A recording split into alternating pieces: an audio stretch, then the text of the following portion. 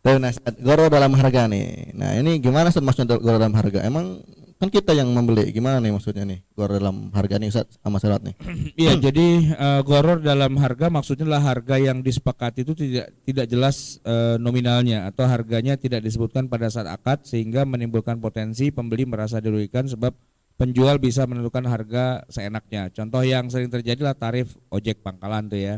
Maksudnya gini jadi nggak ada kesepakatan di awal, tiba-tiba begitu ditagih ngetok dia, wah segini. Nah itu Pak goror itu ya kan. Porter di pelabuhan di zaman dulu kuli panggul tuh ya, nggak pakai tawar-tawar lagi, main bawa-bawa aja ini apa koper kita kan, begitu kita suruh bayar mahal banget gitu. Jadi ini harganya yang istilahnya ngetok lah gitu ya bahasa kitanya kan. Kadang-kadang urf itu kan begini Pak, kita makan di suatu tempat ya kan, main makan-makan aja, pesan-pesan aja kan, nggak tahu harganya berapa gitu kan, Iya.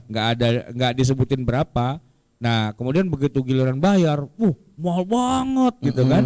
Nah itu horor gitu, makanya sekarang di semua restoran di menunya itu pasti ada angkanya ketahuan. Jadi lo berani nggak makan segini-segini. Nah itu apa namanya dari segi harga.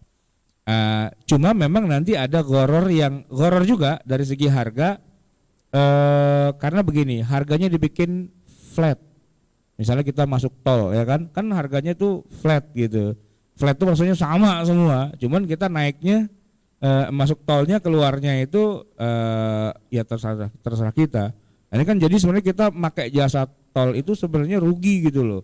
Orang baru masuk pintu pertama langsung keluar lagi, kenapa? Orang dalamnya macet gitu kan. Nah gitu, jadi harga ini bisa saja dia harganya tetap, cuman apa yang kita dapatnya nggak jelas, atau kebalik gitu, harganya yang nggak jelas. Nah, jadi masuk tol nggak tahu tarifnya berapa, Jakarta Surabaya berapa, 700.000, mahal amat.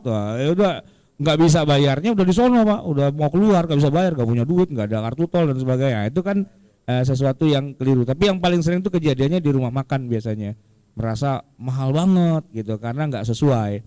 Atau katakanlah di di bengkel, mobil kita rusak mendadak di tengah perjalanan, terus begitu dibenerin, nah dia nggak konfirmasi lagi, main ganti-ganti aja spare partnya, begitu ditagih 20 juta gitu, mahal amat gitu kan. Harus konfirmasi dulu. Nah kan harusnya konfirmasi biar tidak terjadi goror. Nah gitu, kecuali orang kaya, jadi beberapa pun juga terserah anak gitu sultan, kan. Berapa gitu, 5 juta bayar.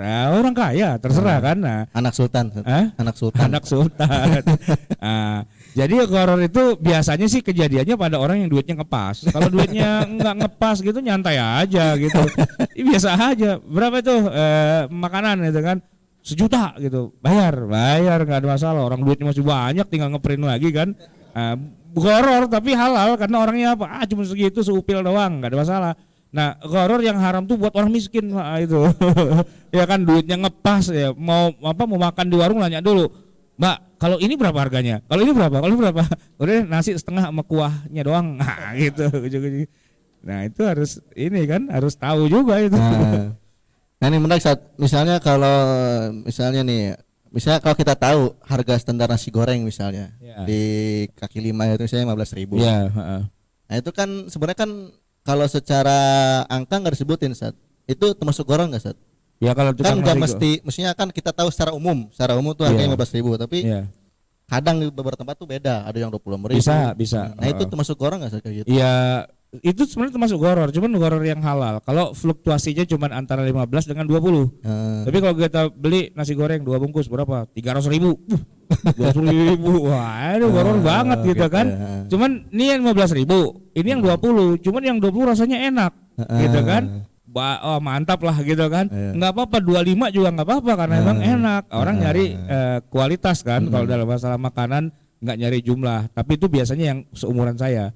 Kalau seumuran ente masih cari pokoknya murah gitu kan. Kalau udah seumuran saya udah mulai milih gitu.